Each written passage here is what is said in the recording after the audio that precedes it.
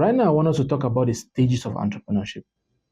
Most of the time, there are certain things that we miss along. We skip some stages. Some people say, no, entrepreneurship, you don't learn it, you don't study it. You just have to get into it and get it going. You learn as you are doing it. It's true. You can. But the point is this, the price you will pay will be far more than somebody that went through a process that acquired. Because when you're going through a process, you are learning from the errors of others. And as a wise person, you must learn from the errors of others so that you limit that cost of paying to learn it by yourself.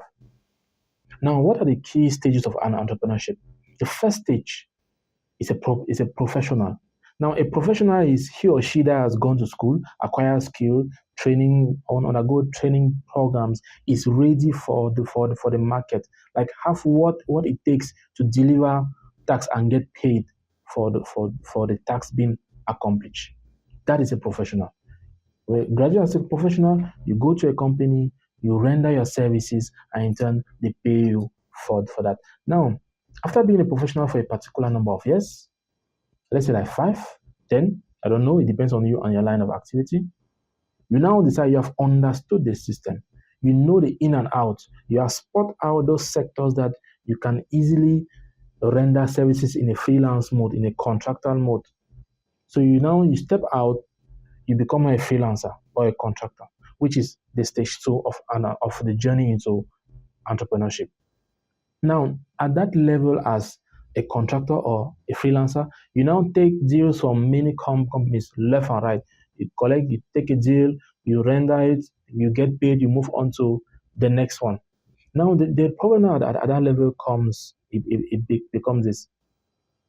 At that level, you start taking deals that you cannot handle alone. It's too much for you. Imagine, for example, as a professional, you're working as a graphic designer in a company, digital marketing company. Now you have now stepped out. You now render your graphic design in a contractual mode. Now you start receiving lot of these. What do? You hire 1 or 2 to work with you, so that you guys can service these people as fast as possible. Can service your client. Now at that mode, now you're now considered a business person. Now, a business person, your role is simple. You go, you get the deals, you come, execute with the team, and in turn, you pay them, and everybody has his own share of it. But the problem now as a business person is this. The day you are not there, there's no business because you are the main person in that business. You are the one that sort out the clients, that bring and have the deal. Their role is simple. They are just there to do those tasks that will normally take you a lot of time to execute them, while you focus on the technical part in terms of bringing in more deals. That's the stage 3 into our journey into entrepreneurship. Now, at that level now, what you want to achieve is that you want to set up a system that can operate without you, meaning the team should be able to go and get deals, they execute, they build the finance and everything without depending on you. By the time you succeed to do that, that is you gradually migrating into stage 4 of entrepreneurship, which is the entrepreneur. As an entrepreneur, you have a formula that works. You have a formula that operates without you. I always say that as long as your business relies on you to operate, you are not an entrepreneur. You are just either a self-employed or a business person.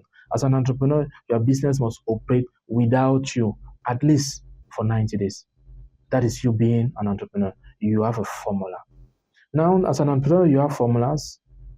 You have open branches. You have replicate your formulas left and right because you already have a model that is working. It's easy to replicate it. Now, at that level now, you now become now more conscious about some aspect of life. You know that tomorrow you will die. Yes, you will die. We will die. You will first of all die, yes. Then I will die after. So, there will be death, yes. But the point is this. What will happen after you die? What is the legacy you're going to leave behind? After you die, will the company just cease to exist? No. Then now what you are doing is that you are preparing handover. You are preparing your next of kin.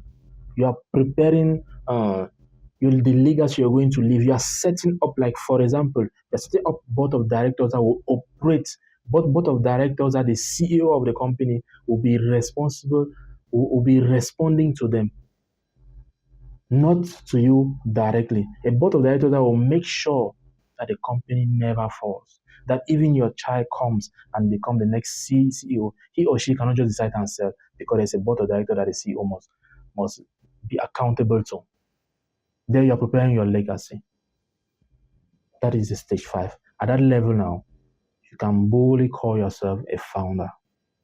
You have something. If you find this piece of information of value to you, don't forget, share your thoughts at the comment section below. But most importantly, stay focused.